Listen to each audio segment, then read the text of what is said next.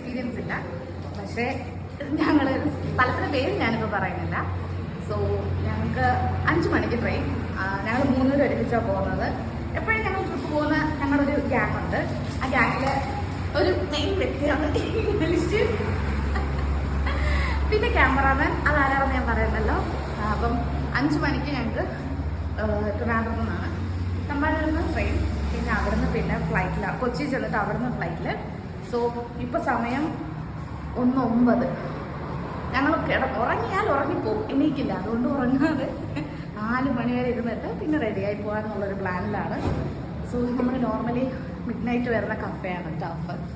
ഇവിടെ വന്ന് വയറ് നിറച്ച് ഫുഡൊക്കെ കഴിച്ചിട്ട് ഇപ്പോൾ നമ്മൾ പുറത്തോട്ട് ഇവിടെ നിന്ന് നടന്ന് വീട് വരെ പോകാനുള്ള പരിപാടിയാണ്. ഇല്ലെങ്കിൽ ഊബർ പിടിച്ചിട്ട് പോകും. സോ ഇനി നമുക്ക് ട്രെയിനിൽ പോകുന്ന ടൈമിൽ ബാക്കി കാണാം. അപ്പം welcome to vlog by Suji.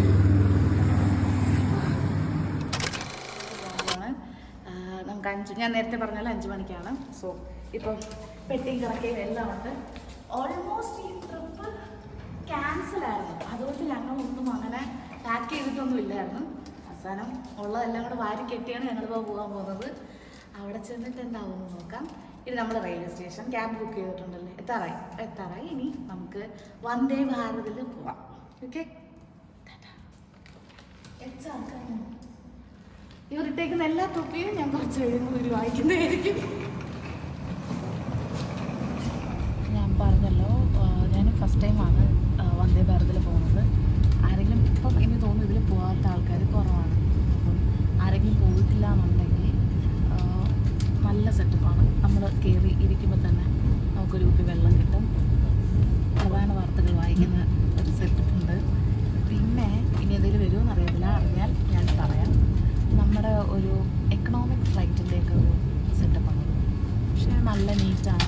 നമ്മൾ നോർമലി കയറുന്ന പോലെയല്ല. ഒരു വട്ടം എക്സ്പീരിയൻസ് ചെയ്തിട്ടുള്ളൊരു അനുഭവം തന്നെയാണ്. അങ്ങനെ ട്രെയിൻ എടുത്തു. നമ്മളൊരു 8:30 എറണാകുളത്തെത്തും. പിന്നെ ഇതിനിടയിൽ എന്തെങ്കിലുമൊക്കെ കിട്ടുന്നുണ്ടെങ്കിൽ ഞാൻ കാണിച്ചു തരാം. എല്ലാവരും ഉറങ്ങാൻ പോകുന്നൊരു സെറ്റപ്പിലാണ്.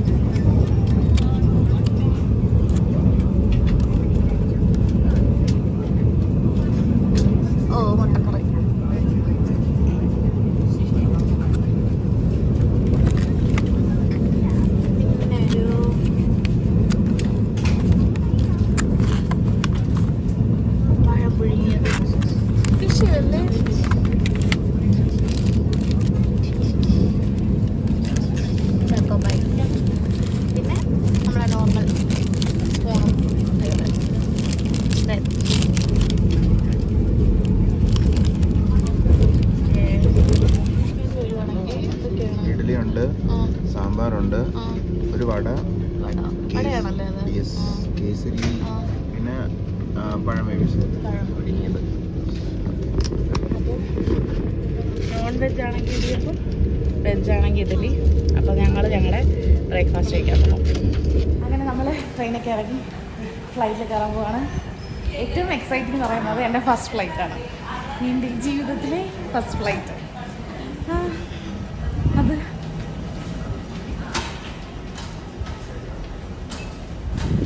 ഭയങ്കര എക്സൈറ്റ്മെൻറ്റ്.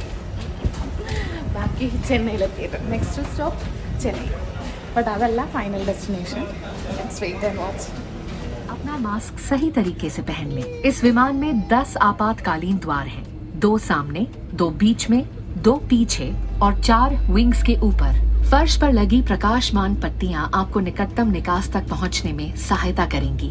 आपातकालीन स्थिति में अगर विमान को पानी पर उतरना पड़े तो सीट के नीचे रखी रक्षा जैकेट को पाउच से निकालें और इस तरह सर के ऊपर से पहन लें।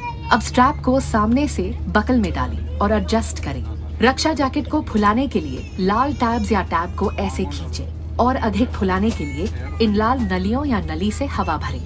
ध्यान रखें कि द्वार के बाहर निकलने से बिल्कुल पहले आप रक्षा जैकेट में हवा भर लें।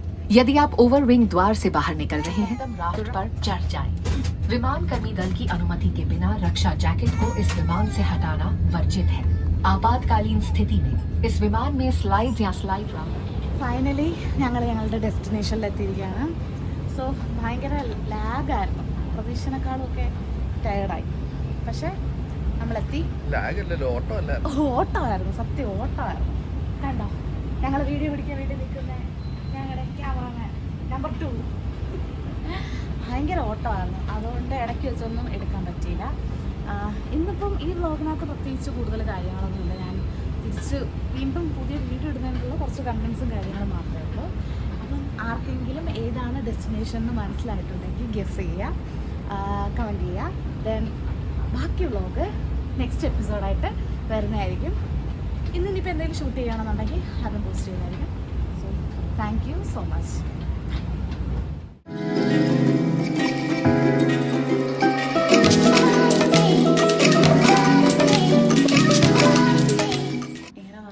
ഫ്ലോ പോയി. ഇല്ല, ഇങ്ങനെ വട്ടൊത്തിരി പറഞ്ഞ. ഓക്കെ, പോട്ടെ, പറയട്ടെ.